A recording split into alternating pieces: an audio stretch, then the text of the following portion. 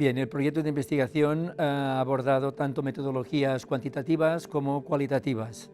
aunque el enfoque mayoritario ha tenido lugar a partir de metodologías de investigación cualitativas, puesto que el objetivo prioritario de la investigación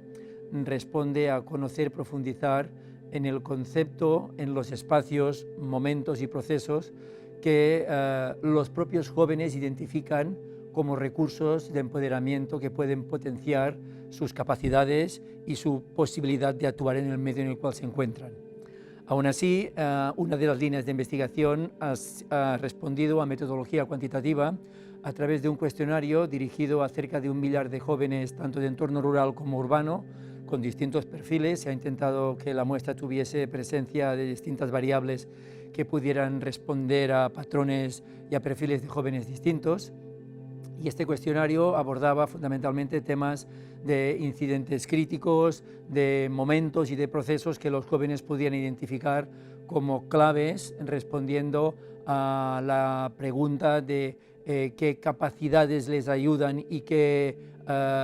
entornos para ellos son favorables para poder actuar con plena libertad, desarrollando aquellas inquietudes que forman parte de su trayectoria vital. Esto por un lado. Por otro lado, las estrategias metodológicas, fundamentalmente en el ámbito cualitativo, han respondido a relatos de vida. Se ha trabajado con distintos jóvenes durante un tiempo en el que el relato que han construido intenta identificar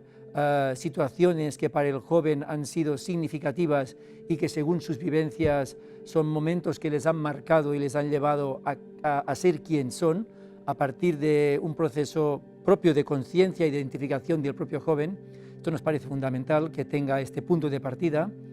Esto en cuanto a relatos de vida. Ha habido también distintos 4 grupos de evaluación participativa, en que 4 grupos de jóvenes constituidos con jóvenes también de procedencias y historias diferentes han trabajado durante un tiempo conjuntamente,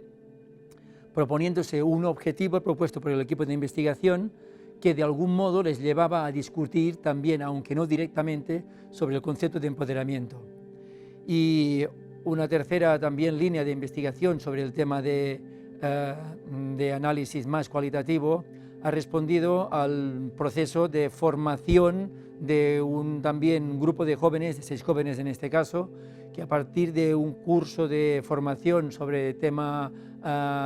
audiovisual, los propios jóvenes han hecho un proceso de autoconciencia y de análisis de quiénes son,